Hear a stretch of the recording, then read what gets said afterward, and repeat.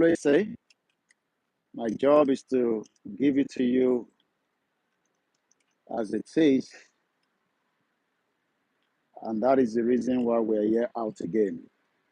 So I want to tell these are journalists that are also working, reporting back to somewhere. So really in the phone and in the motor. All up about them are missing. And all about that. You know. So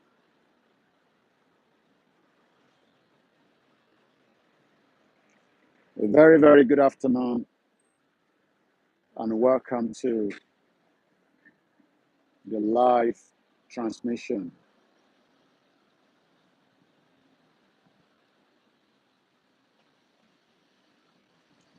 Let us just have a conversation again so that Kali Tukibara was sort of, you know, because one or two things before we move on. Nigeria is a crime scene, but a lot of Nigerians are living in denial because, well, they accept a crime scene in Nigeria. It fails to work for 63 years. So when do you think it's going to work? Work. You're wasting your time. Tinubu is going to do his own, and he's going to leave, just like Buhari did his own and he left. So if anybody is having this opinion or view where Nigeria is going to work, you're wasting your time because Nigeria has failed to work and it is not likely to work. So why then are we trying to fix something that refuse to work is what a lot of us do not understand. Why don't we just say enough is enough and let everybody go their separate ways? I think that should be one thing we should all be talking about, but unfortunately, many Nigerians do not agree with that. They still want us to see if we can fix and make Nigeria to work. Why some of us say it is not going to work, some Nigerians disagree with us, and this is where they have to go and do this fake election. And everybody's now crying out. Everybody's crying out after the election. The election was rigged. But we told you that the election was never going to work. Mokek Bomb is triple DRS. So I'm just preparing the next platform. Then I'm going to come on the screen because I'm Petibawa Anita. Oh, what happened there? Why is it not connecting? It's internet is. Let's see. So why Taiwan so Nigeria Shisha? Some Nigerians say Nigeria is going to work and they went to vote. Nígbà tó wá vote tán, ó wá ń complain nísìn. So pé wọ́n ti marginalize àwọn, especially some Nigerians that think that everybody has been marginalized. Mo ń bẹ̀rẹ̀ tẹ́wà lórí Koiki Media YouTube. I need to come out for a few seconds.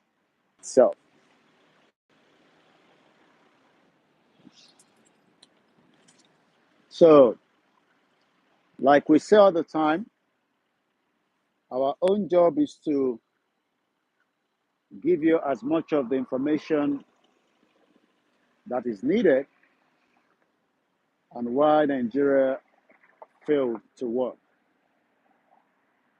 But many of you insist that Nigeria is still going to work. How that is going to happen is what we don't know.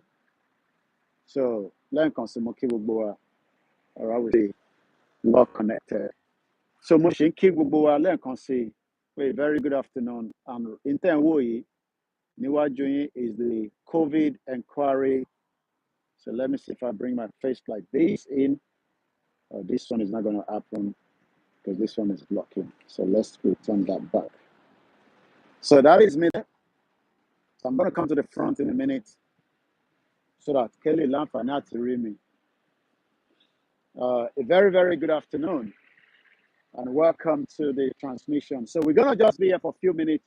I'm going to start moving a little bit from here so that Kelly opportunity láti ṣe so much níta kó tó di pé a máa make way wa lọ sí studio later as well. So if you're watching me for the first time, this is a platform called Koiki Media, bringing the world closer to your doorstep. So I gotta put on my gloves because I'm gonna be walking and I'm gonna be feeling a little bit cold. So any last road me football because a lot of you have seen my face all the time. So when I'm outside, I think what you want to be saying is what things looks like, which is the most important thing. But just for clarity, let me remove my AirPod so that Kelly Bomidada. I hope everyone can hear me loud. I'm going to be seeing the comment later. Tibati Wasiwa the screen. So once again, yes, I'm sure you can all see me properly. So I'm going to be moving away from here. It's just temporarily, just to show you where we are. And then I'm going to move from here a little bit. Okay, gbogbo wa lẹ́ẹ̀kan sí pé ṣé dáadáa ni mo tún bá wa àwa tá à ń fẹ́ self-determination ẹ máa kí ọ̀kan fúlù wa pé kò ń ṣe right wa is our right is an inalienable right and that right will be respected by the government and also by the international community. A dúpẹ́ lọ́wọ́ Baba Akintoye for giving us the reason why we should ask for Yoruba nation instead of Nigeria. So what I'm going to do now, like I said, I'm going to start moving a little bit. They are currently on lunch. They'll be back at 2 o'clock. So in just about 20 minutes. So I am leaving here now. This is the COVID, and we are right at the Westbourne Terrace, city of Westminster, one of the most expensive parts of London. For those that know London very well, ele yàtọ̀ sí Peckham, ó yàtọ̀ sí Dustin, ó yàtọ̀ sí Wood Green. You know, these are very, very affluent part of the UK, as you can tell from these cameras. So I'm going to cross, and then I'm going to move a little bit. So what you're seeing right now is we're not too far away from Paddington. Good afternoon, Mr. Olamilekan. If you put a comment out, I will read it out. Without a comment, I cannot say you as well. So I'm going to cross as well. So, like I said, this is part of the what we've done. This is the COVID inquiry. So I'm going to be heading out of here. So I've been here in the last, 2-3 hours. So I'm heading out of here now. I'll be hiking straight into, my other activities. So once again, this is still Koiki Media, bringing the work closer to your door. A lot of work being done. It's not easy to be reporting outside. It's still very cold. It's a bit of cold, so I've got my gloves on, as you can tell. Journalists has a work to do, but in Nigeria, journalists are not allowed to do their jobs. This is where the problem is. In Nigeria, it's a different thing entirely. Journalists are run after. Journalists are killed. Daddy Yati has been killed, or probably is still alive. We don't know. Many journalists, like Dele Giwa, was killed by Babangida. We know that because Babangida sent the letter bomb to Dele Giwa in the 80s. Showore is still being, back to back in Nigeria because truth is what most politicians do not want. So once again, so what you're seeing right now is a lot of work that journalists does, which is not easy work as well. So you can see, like Barolo, Koiki Media, we get to this stage where we will have our own satellite. This is what we should be thinking of, Eyomo Yoruba, when we talk about, satellite. Satellite is not cheap. In time, what the transmission láti bí by BBC, Sky News, ITV, and the rest of them is because they are using a satellite. I am using a mobile phone, but it's connected through another platform to another platform. Lágbára Ọlọ́run lọ́jọ́ iwájú àwa náà máa ní van tiwa báyìí táyé pé àwọn máa fi report níbikíbi tá a bá wà ní gbogbo àgbáyé. So gbogbo ọmọ Yorùbá, mo kí bàbá wa Bóyè, ẹ káàbọ̀ dádì wa, mo kí gbogbo ẹ̀yin grandfathers wa, mo kí ẹ̀yin grandmothers wa. So in time wo nísìn òun ni pé tẹ́ bá rí mi tí mo wà ń lé nígbà míì kò mí pé journalist inú ilé nìkan ni wá. Mo máa ń sọ fún yín ní gbogbo ìgbà pé journalist ìta ni wá. I love to be outside reporting, but nígbà míì a máa wà nínú ilé, a máa ṣe reportage wá láti inú ilé. Àwọn tẹ́ ń wò yìí nísìnyí, how far are you going? So, I want to enjoy, I want to exercise. So, kò easy láti wà níta. Tàbá ní kẹ́ support wa. In time, meaning we can support wa. Káwa náà lè ní, all these kind of gadgets. That will not stay the cottage as well. So, like I said, I'm going to move a little bit from here. We're going to be moving out from here in just about a few minutes. I've been sitting here for the last few hours, so I'm going to come in here a little bit because we're allowed to come in here. So just to give you, sorry. So again, this is where, all the journalists stays while the work is going on at the other side as well. So once again, my name is Olami Koiki Media, reporting as we continue to look into the UK COVID-19 inquiries. So what you're seeing right there is the inquiries that is going on. In Nigeria, we need inquiry for what happened at Oloye Igboho's house after he was attacked by the federal government of President Muhammadu Buhari. Kenyan Yoruba, I agree with me. I want you to put it in the comment section. Do you want this current administration to put out an inquiry on what happened on the 1st of July 2021 at Dr. Oloye Igboho's house when the former president and the former vice president Osibajo were in government? We want to find out, and that inquiry must be set up. Not just that, as many other inquiries as well we expect in Nigeria, so that when inquiries are then set up, we can be able to find out what happened. Even the genocide of the 1967 civil war in Nigeria, we need something of that as well. We need a lot of inquiries. But we know that it's not going to happen because Nigeria is a country, as it's often so many times. About what country? Nigeria is a country, okay? And Nigerians then deceive around Nigeria is a country. Awama is a country. And this is why, we are saying it all the time. So I'm going to be going from here, carry the work so that we're doing it. So I'm going to head out from now, and I'm going to start moving a little bit. Once again, this is Koiki Media bringing the work closer to your doorstep. So we're going to move a little bit now and do some other walking from here. I'm going to be coming back next week. I believe next week we're having Rishi Sunak coming here. Boris Johnson is coming. So I'm going to be here next week and tell you more about what happened. I was affected by the COVID as well. I was stopped at Heathrow Airport on my way back to London because I had a transit. We are now finding out so many things about what took place during this COVID inquiry. So many Nigerians were affected, just like many people around the world were affected as well. So this is how far we're going to go from here. Remember, this is Westbourne Terrace. I think is also for the public. The public are also allowed to come. I don't know, but I am a press, so I came to represent as a press. So now, let's now move forward a little bit. And let's, okay, the beautiful dog. So, he doesn't want to go anymore now. What's the name? So that's the dog, he doesn't want to go. All right, so we're going to start moving, heading towards Paddington.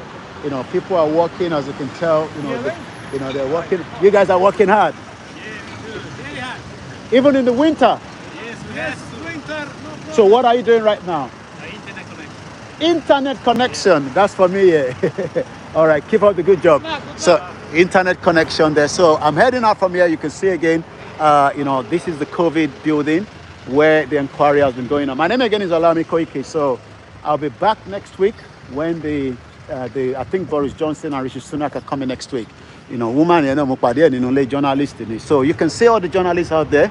So tabani ke support wa gbogbo àwọn tẹ́ ń rí nísìn àwọn journalists ń rí gbogbo wọn ló ń san salary fún gbogbo pátápátá ló ń san salary fún. So tabani support Koiki Media.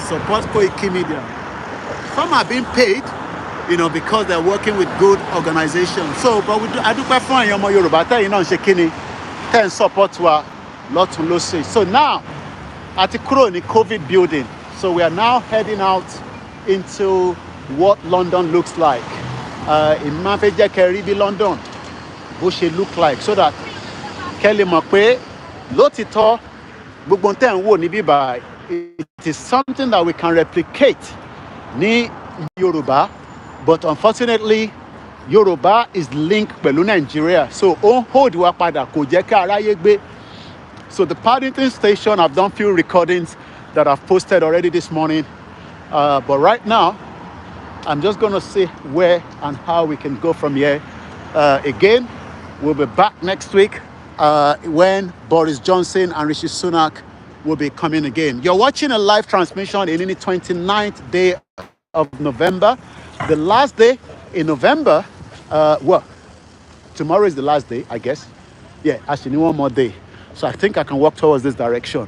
So Moki, gbogbo wa lẹ́ẹ̀kan sí sórí, tá bá ń sọ fún yín pé Nigeria ó ti pa ògolẹ̀ Yorùbá. Àwọn ọmọ Yorùbá ò fẹ́ accept because wọ́n ti gbé irọ́ tó pọ̀, wọ́n ti gbé fún wa, and we have been held in that lies for too long. Àwa la máa wá decide whether we still want to remain in that contraction or we want to say enough is enough.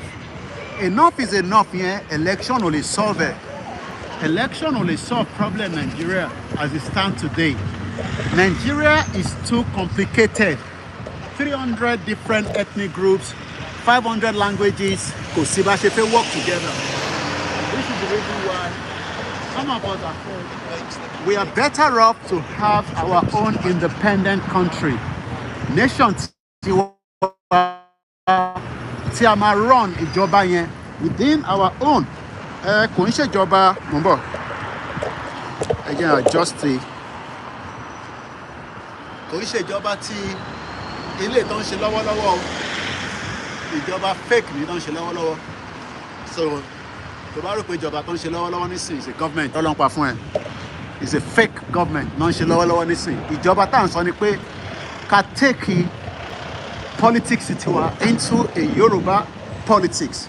Ká máa fi Yoruba kì í ṣe gbogbo tá à ń ṣe.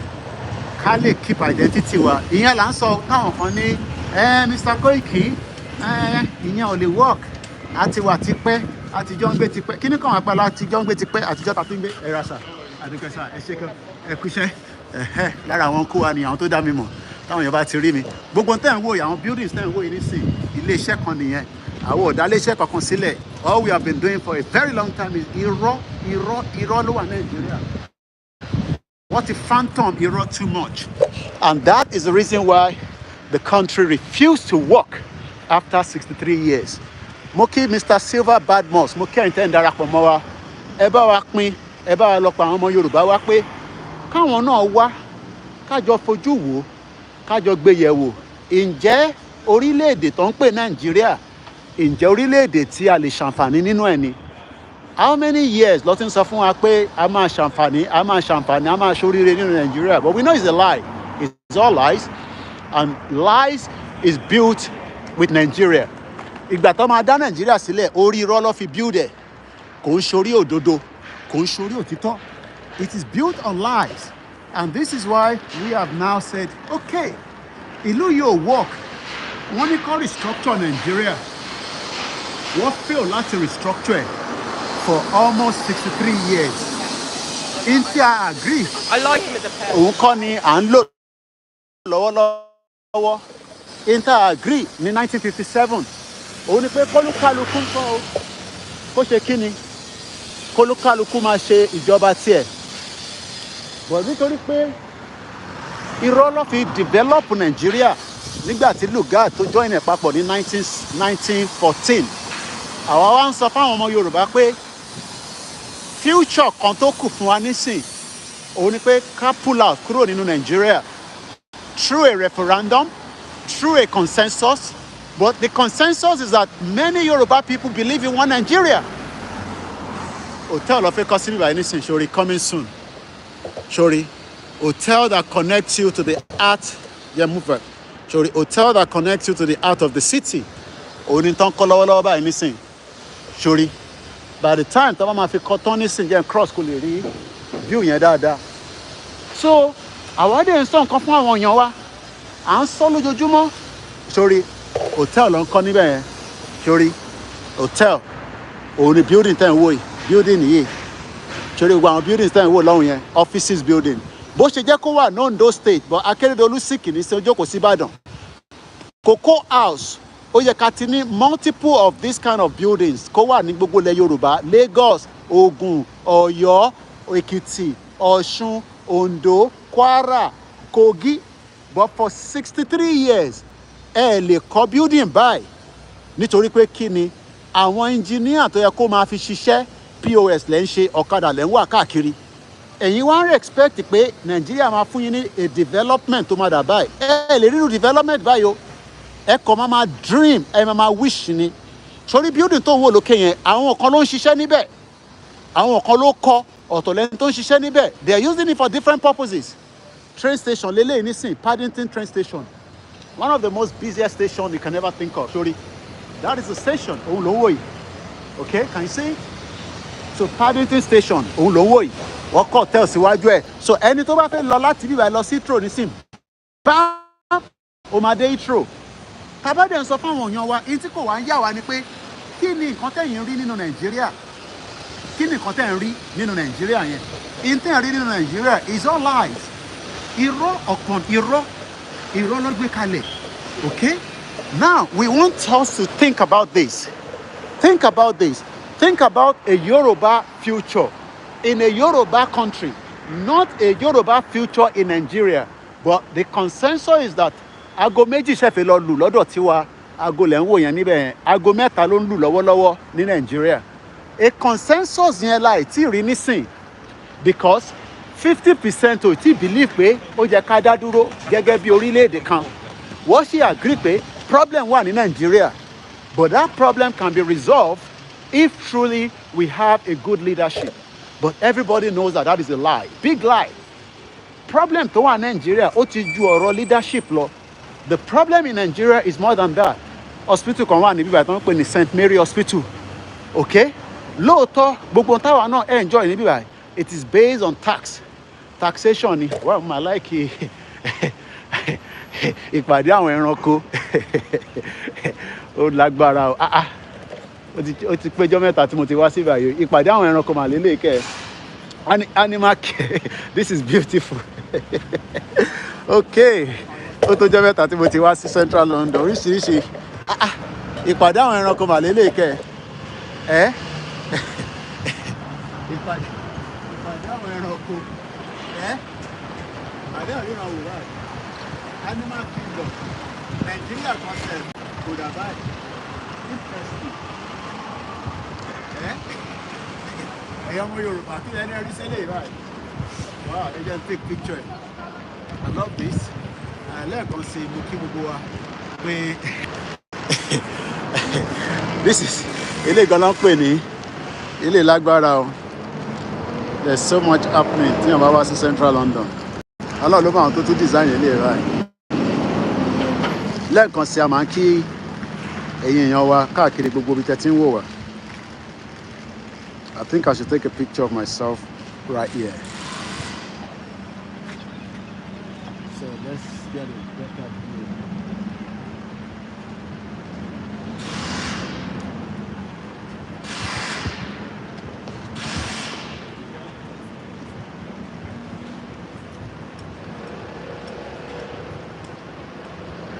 Okay. So once again, Mokiwa Okwe, a very good afternoon and welcome. So you are still watching a live transmission from London. So we are right in Paddington, as you can tell there. So this Paddington station, you know, a very, very busy station, very, very busy. So, very busy station, as you can see there. You know, that's hippopotamus, that's a gorilla, that is a lion, that is a dog, giraffe, hippopotamus, that is an elephant right there, and that is what is that? That is a monkey. So they're all, I don't know what they're doing. They're having a feast. It seems like they're all having a feast. So once again, this is Koiki Media, bringing the world closer to your doorsteps. So they're having a feast, as you can tell there. So this is like a feast. So right here, this is Eastbourne Terrace, W2. Koiki Media, bringing the world closer to your doorsteps. So, once again, let us sit here and again relax here. So, Moki Bugwada a very good afternoon and welcome to our live broadcast from where we bring you the best of what is happening, from where we talked about a lot of things around us as well. So let's come here a little bit. Let's bring this one out. So Aziz Easy Dollar mo kí ẹ èèyàn ti Koiki Media kò ní bàjẹ́ fún ẹ. So mo kí gbogbo ẹ̀yin èèyàn wa pátápátá tí ẹ̀ ń wò wá níbikíbi tí Elédùmarè ti ní kẹ́ bá wa dá sí ètò ti àsìkò yìí. Kò kúkú ṣàwa ọba Elédùmarè náà ló ń fáwa náà ṣe. Tó bá fi dídá wa ni kí làwa lè ṣe, kò sí nǹkan tá a lè ṣe. Wà dúpẹ́ fọ́lọ́run tí ó ń fún wa ní ọgbọ́n tí a fi ń lò, tá a fi ń bá àwọn ọmọ Yorùbá sọ̀rọ̀. Torí pé tá bá ní ká wo Nàìjíríà, Nigeria is a very painful country. Ìlú tó ń pààyàn lẹ́kún ni. Ní ibi tí mo lọ lénìí, mo pàdé ọmọ Nàìjíríà kan níbẹ̀. Ẹ̀gbọ́n yẹn ní Mr. Koiki. Wọ́n ní ẹ wò mí tí mo wà ní bíbáyìí tí mò ń ṣiṣẹ́. Bíbáyìí kọ́ ló yẹ kí n wà, ilé ló yẹ kí n wà, but unfortunately condition ló jẹ́ kí n wà níbi tí mo wà yìí. So, and this is what we say all the time fáwọn èèyàn wa. Ọ̀pọ̀lọpọ̀ àwa tá wà nílùú òyìnbó a ní choice. If ilẹ̀ Yorùbá bá ṣiṣẹ́, ibi tó yẹ ká wà nìyẹn, but it is what it is. Wà kàn máa dúpẹ́ fọ́lọ́run náà ni pé we are still here and we are still here. So, mo kí gbogbo alẹ́ nǹkan sí pé a very good afternoon and welcome to the transmission. So what you're watching right now is a transmission from the Paddington ni mo wà yìí. So what you're watching right now is Paddington, okay? So once again, let's turn the camera around. I see so much of this one. Let's turn the camera out again. And then let's turn the camera out here as well. So, yeah, so now you can see, and you can see the view from the front there as well.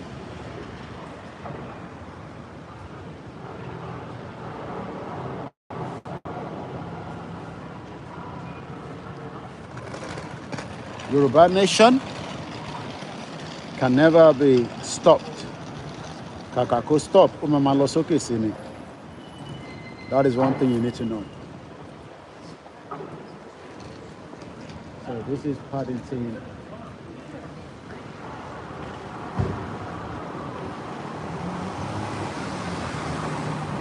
So this is again while we are saying that we want to opt out from Nigeria. Thanks so much, Easy. Dash Mayor, Moki Elenkonsi, Moki Atobi Milomo. Mokiba Bakitoye. Good afternoon to my beautiful mother. Good afternoon to Dr. Chief Sunday Adeyemo Igbowo. Good afternoon to all sons and daughters. Bishop Adeshina, outside broadcasting van. Ben, you're right.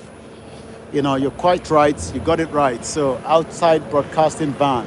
Gbogbo Oyaki Yoruba Nation ṣiṣẹ́ dé nísìnyí ẹ̀, so that we can continue to get the message out there as well. So, once again, a very, very good afternoon and welcome to the live transmission. We must be able to sell our culture. We must be able to sell who we are. But Nigeria is not working. Queen Venture free tarot reading. Ládùúgbò wa níbí báyìí náà. Really? Níbo lẹ́yìn tí wá?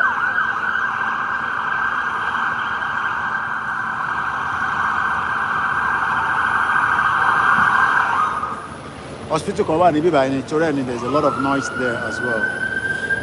So bear with us. Let's give you the view again from the front side. As we appreciate many of you that have joined us this afternoon. Thank you so much for those of you that are watching us live and those of you that will watch it later as well. So, Press Rate W2, City of London, City of Westminster rather. That is where we are right now. So we're going to move swiftly from here in just about a few minutes. Let us just appreciate many of you.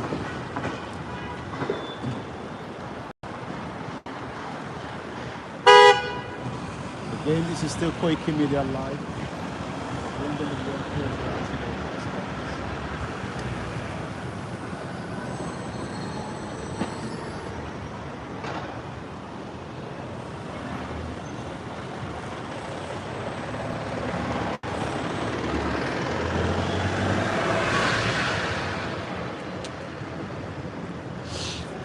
London Lashiwa, ní Paddington Station, just a little bit away from the hustling and bustling.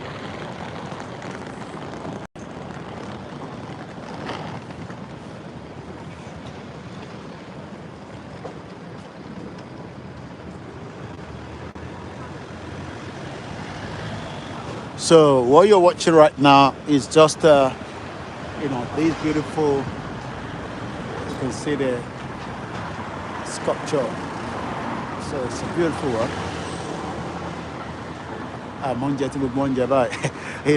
Is it possible?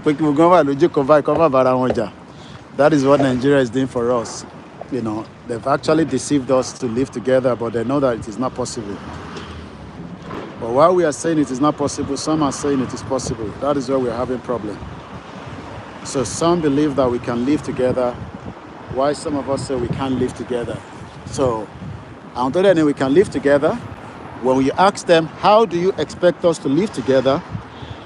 They'll tell you, come on, worry. We will do that through election. And everybody knows the election is fraud. Everybody knows the election is fake. But nobody wants to accept the truth. And the reason why London is what it is, because it creates the enabling environment all the time. And that enabling environment is very, very important, especially if you want to survive and you want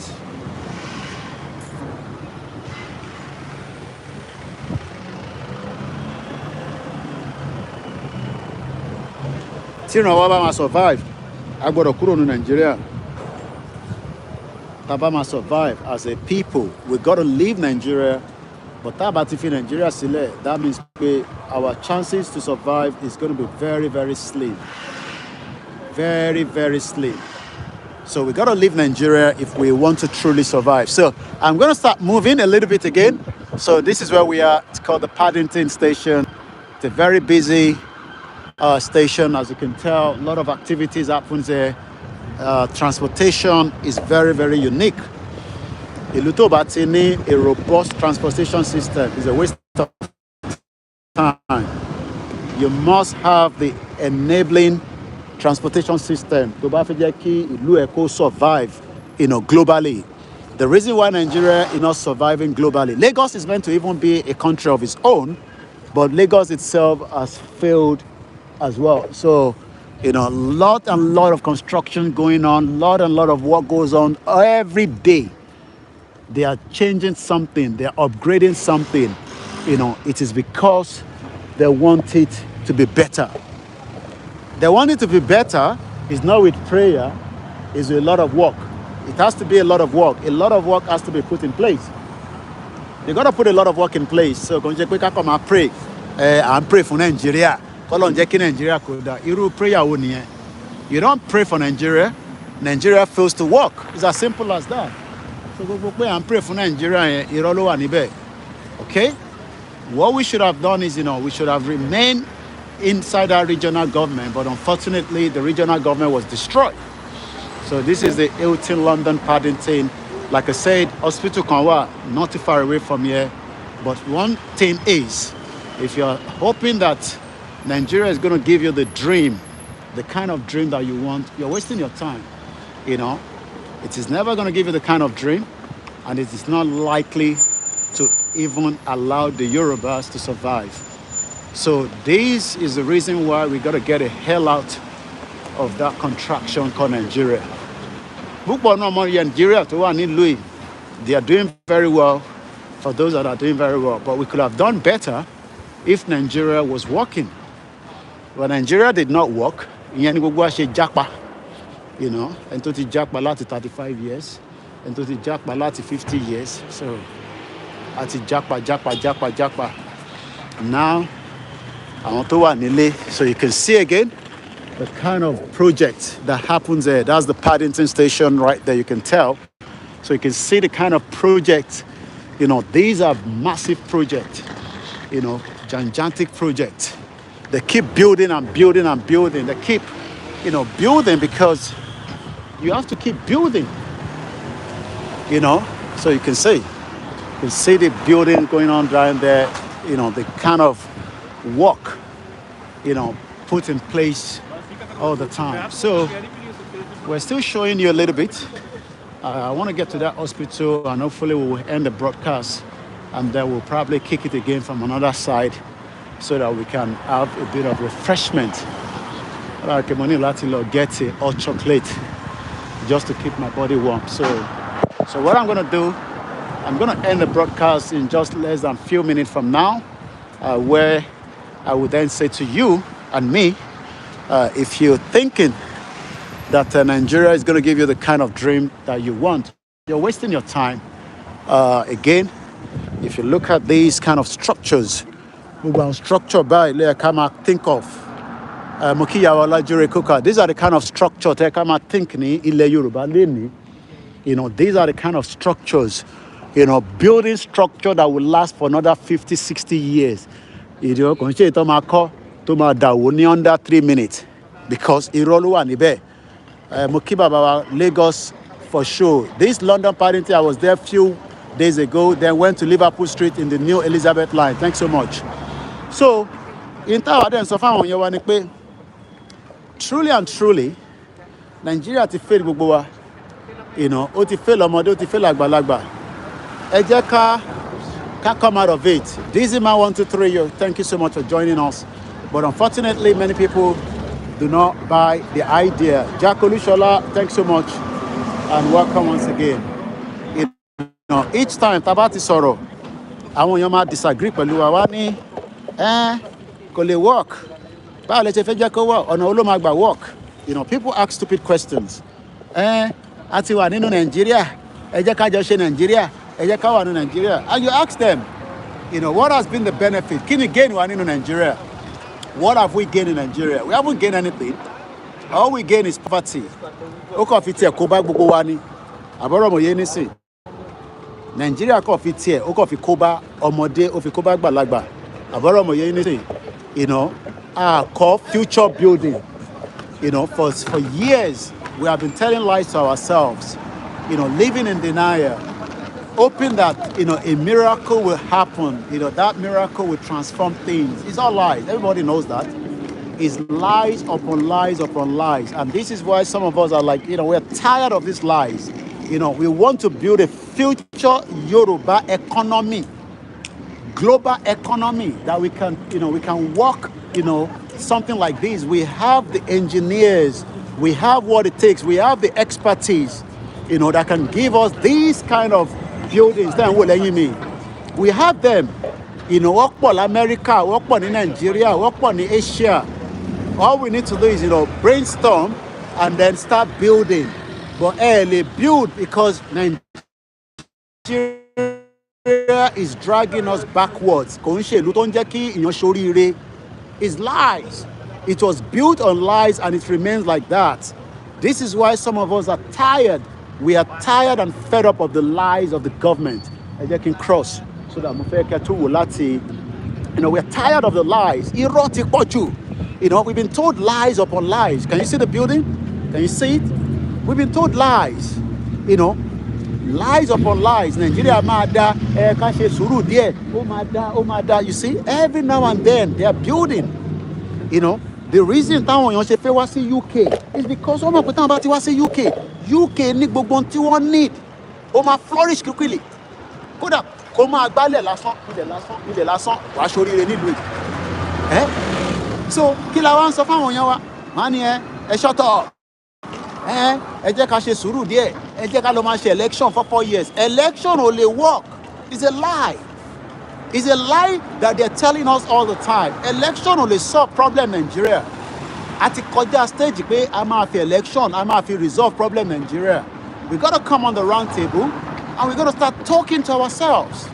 But àwọn èèyàn púpọ̀ fẹ́ yẹn irọ́ yẹn lẹ prefer kó máa parọ́ fún yín jẹ́ n tún tán kámẹ́rà kó tún wo òkè yẹn kí wọ́n náà wò pé ọmọ Koiki ọmọ building yìí ò bad o bẹ́ẹ̀ ni àdúrà kọ́ ló fi ń kọ́ tó bá rò pé àdúrà ló fi ń parí building báyìí ò ń tán rẹ mò ń bọ̀ yín tẹ́ wà níbí báyìí tó bá rò pé àdúrà ló fi ń kọ́ irú àwọn building báyìí you are wasting your time o rò pé àdúrà ló fi ń kọ́ ni kò ń ṣàdúrà àdúrà èyí tẹ́ wà lórí Instagram a máa pa Instagram yẹn ẹ lọ join wa lọ́nà that platform mo fẹ́ start TikTok mo fẹ́ káwọn tó wà lórí TikTok àwọn tó máa ń bú mi lórí TikTok yẹn mo fẹ́ kọ́ rí nǹkan tí mo fi wọ̀n so ẹ lọ sórí platform wa we are streaming on other platforms tẹ́ bá ti lè lọ join wa níbẹ̀ kò sí nǹkan tá a lè ṣe sí so ẹ má bínú ẹ̀yin tẹ́ wà lórí Koiki Media Instagram ẹ lọ join wa lórí YouTube or Facebook thank you so much bye for now so ẹ̀yin èèyàn wa ẹ̀yin náà wo building yẹn ẹ wo ṣẹ́rí náà wò ṣẹ́rí ẹ̀yin náà rí right so ìbéèrè tó yẹ kẹ́ máa bi ra yín ni pé ta ló wá ń deceive ara wọn ṣáwa là ń parọ́ ṣé bàbá Akíntóyè ló ń parọ́ because intent sọ ni pé ẹni bàbá Akíntóyè ó ń parọ́ fún wa I mean how can ọmọ Yorùbá máa sọ pé bàbá Akíntóyè ń parọ́ mo kí Mr. Abayomi yes Naija is not good thing for the people kò lè jẹ́ good thing it has never been good àbọ̀rọ̀ ọmọ yẹn nísìn wọ́n ní bàbá Akíntóyè ń parọ́ wọ́n ní Ìgbòho ń parọ́ náà wá tá à ń ṣe campaign fún Yorùbá nation à ń parọ́ báwo ló ṣe jẹ́ pàwọ́ là ń parọ́ ṣé èmi tèmi rí gbogbo eléyìí lójoojúmọ́ ṣé mọ̀mọ́ tí ó da fún wa ni mọ̀mọ́ tó da fún wa náà so irọ́ wo la fi mú wa níbẹ̀ but unfortunately àwọn Nigerians gan prefer irọ́ wọ́n ti fi irọ́ wọ́n ti fi pinlẹ̀ Nàìjíríà ìwọ náà wo building yẹn sórí bó ṣe rí sórí building yẹn bó ṣe rí right sórí bó ṣe rí sórí building yẹn sórí bó ṣe lọ́kè right this is exactly what we want ẹ má bínú mọ̀mọ́ tó ṣe network yẹn there is a bit of glitch at the network so but àwọn ò ní give up iṣẹ́ tiwa ni pé káwa máa ṣàrán àwọn èèyàn létí pé is either we go or we survive or we go into extinction ìkànnì méjèèjì ni ìtàbá prefer and this is the reason why táwa kan ṣe ní enough is enough let us now think about a Yoruba country that works and that works for us okay community ambulance ó yẹ ká ní community ambulance but kò sí ní Nàìjíríà kò lè sí so because irọ́ ló ti fi pinlẹ̀ Nàìjíríà so anyway we're gonna end up bringing this broadcast to an end in just few minutes I'm not too sure why the network has gone kupu is not coming back okay ó ti padà wẹ́ má bínú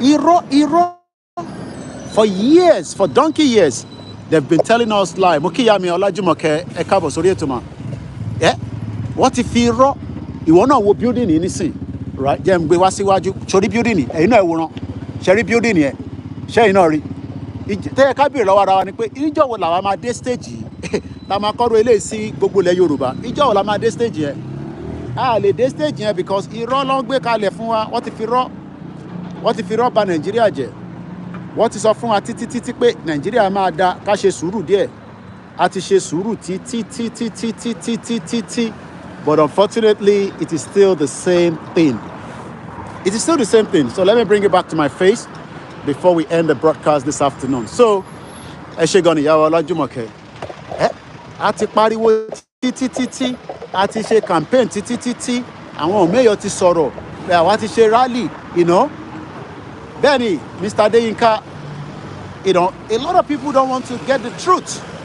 And when we talk, they say, Koiki, and then so what? No.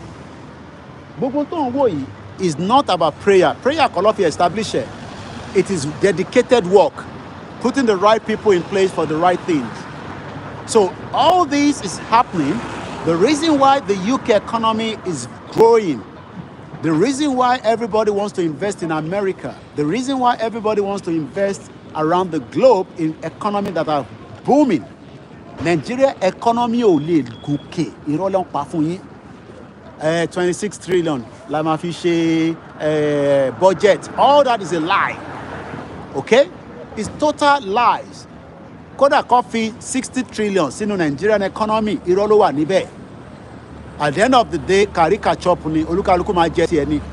You chop your own, I chop my own. At the end of the day, government come, government goes. Tinubu máa lọ nísìn, àtúgbẹ́ ẹlòmíì àtúgbẹ́ bẹ́ẹ̀. Ẹlòmíì náà tó wá campaign fún yín. Tó bá tún di 2027, wọ́n á tún gbélù síta.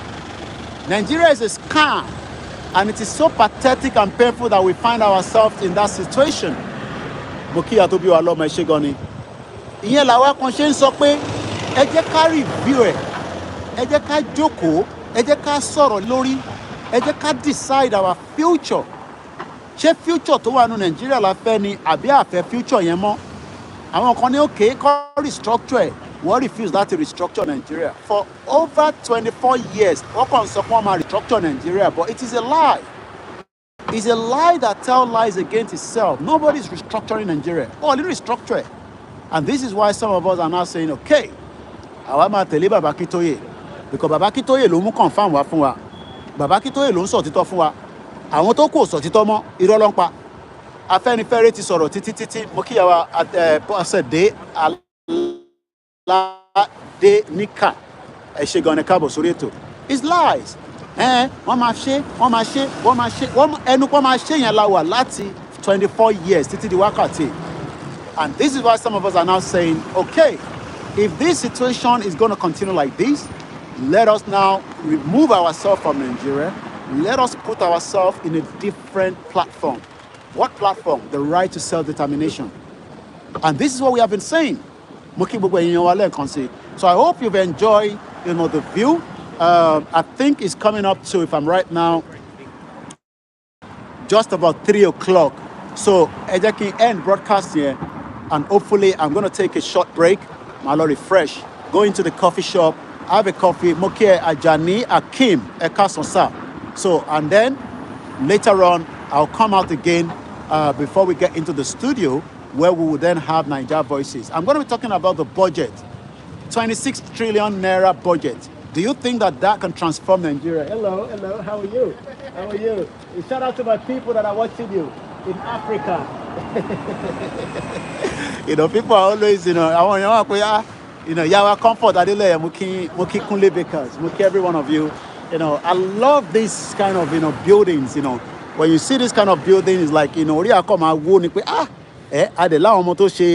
engineering in school, but unfortunately, engineer on this thing, often shape pure water. Can you see that?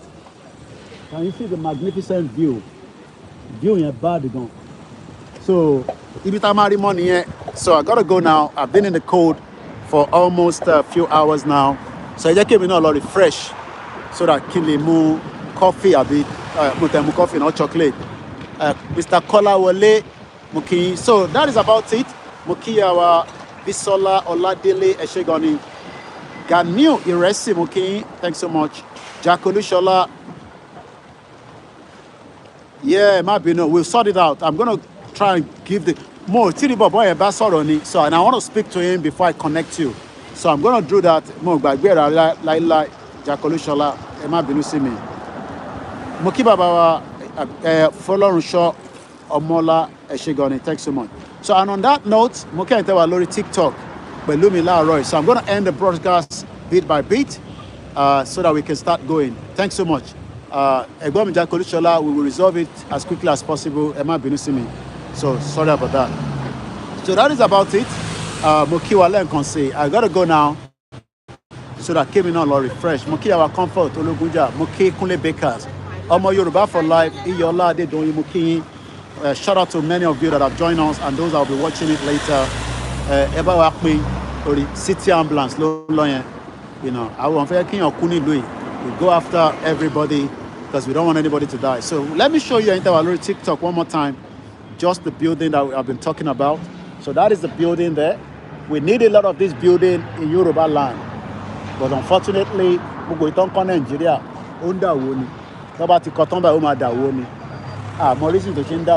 So that is on that. Thank you so much. Bye for now. So, and on that note, this is how far I can go. I don't do visa to London. Okay, I come back with me. Mo ṣe visa wá sí UK o. Mo mọ bó ṣe ń ṣe visa o. Mo kíyàwó Felicia Jagbe. So tẹ́ bá ti wà nínú ilé, tẹ́ bá ní problem, ẹ pè mí. Àmọ́ bá ṣe máa resolve ẹ̀. Ọlọ́run fún wa ṣe. But péyàn kan ní wọ́n ṣe visa wá sí London. I don't know about that. I don't know what to do, how to do it. So, you know, and I don't have any advice on that as well. Have a very good afternoon, and I'm checking out now. Bye for now.